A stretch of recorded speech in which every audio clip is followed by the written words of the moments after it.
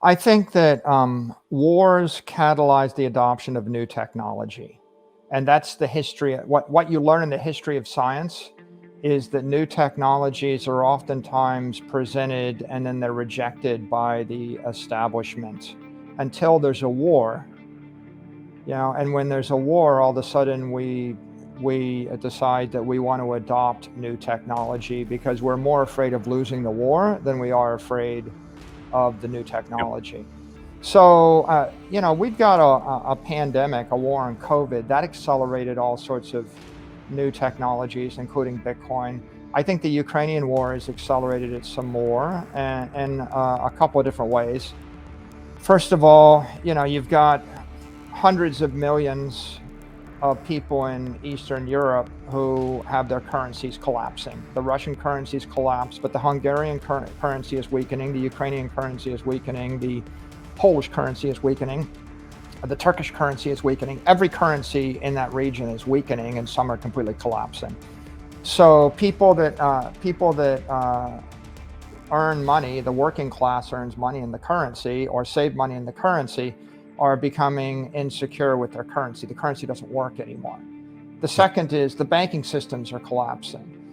If you wake up and you find out that there's a half-mile long line outside of an ATM for you to withdraw $33 in cash, then you realize the banks aren't serving you, the cash is not serving you, and you need a new form of currency or a new medium of exchange if you're going to get on with your life. And so people, and that's happening in the Ukraine, but that also happened in Russia, right? Where they shut down the stock market, they shut down and the currency markets, etc.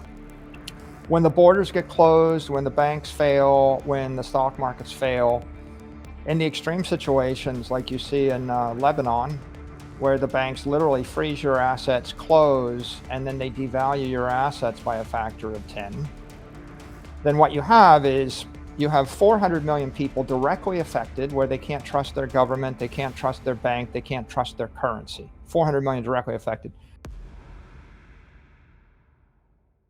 So Bitcoin is like that. It's digital energy. And some people haven't adopted it because they don't have 1,000 hours or 100 hours to study it. And some people haven't adopted it because the regulatory guidelines are hostile to their business adopting it. And some people haven't adopted it because they're getting paid billions a year to do the opposite.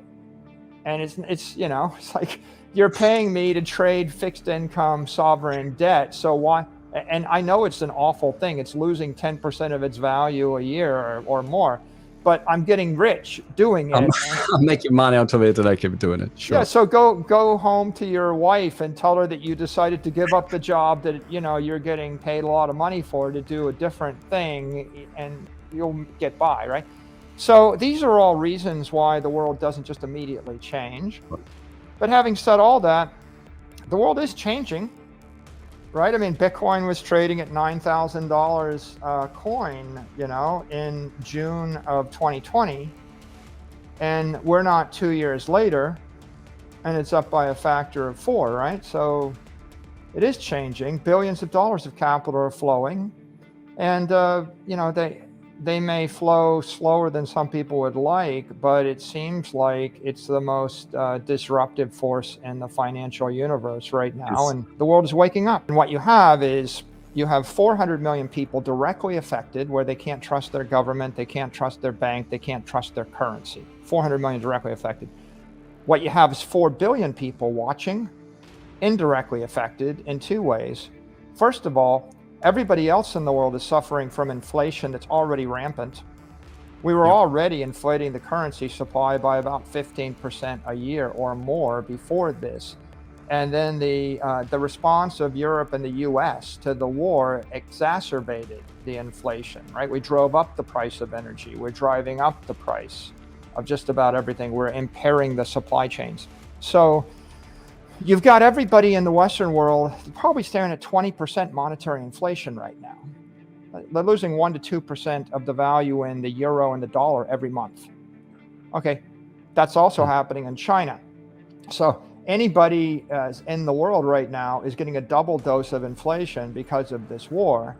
they're also watching, and at every level, people are realizing that currency derivatives and traditional conventional property is no longer secure.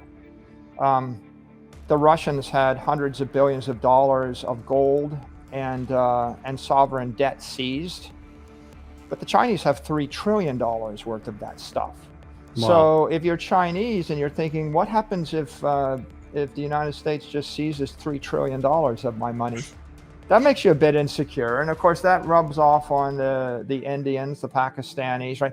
Everybody in the world is now insecure about their sovereign reserves at the corporate level.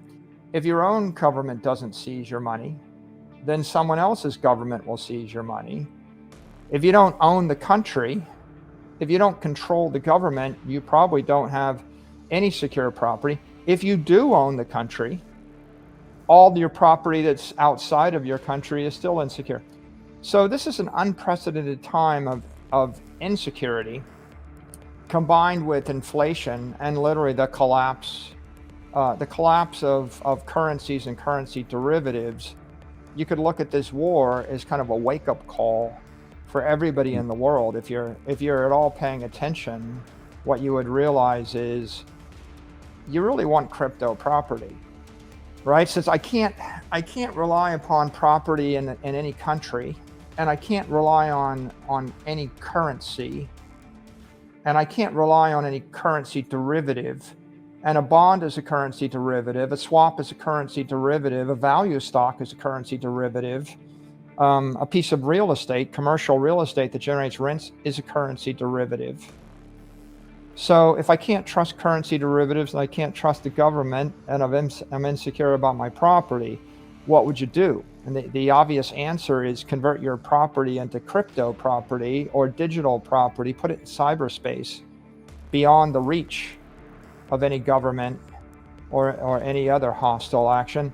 And then make sure if it's crypto property, it's not a currency derivative, which means that it's inflation proof. And the idea of inflation proof property that cannot be confiscated by a hostile regime is a matter of life or death for hundreds of millions of people right now. If there was a spot ETF where I could just go buy $1 billion of Bitcoin in a spot ETF, then maybe I would do that. But of course there isn't a spot ETF because there's regulatory inertia.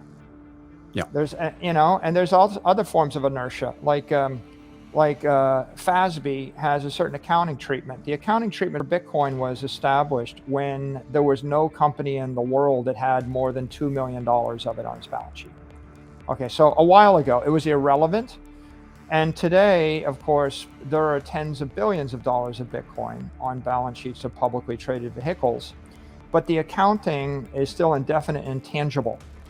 Indefinite and intangible accounting means that if I buy $1 billion of Bitcoin and it trades down by 50% and then it trades up by 1,000%, the fair value of it is $10 billion, but I would be showing it on my GAAP accounting statement as $500 million. And I would never write it up again.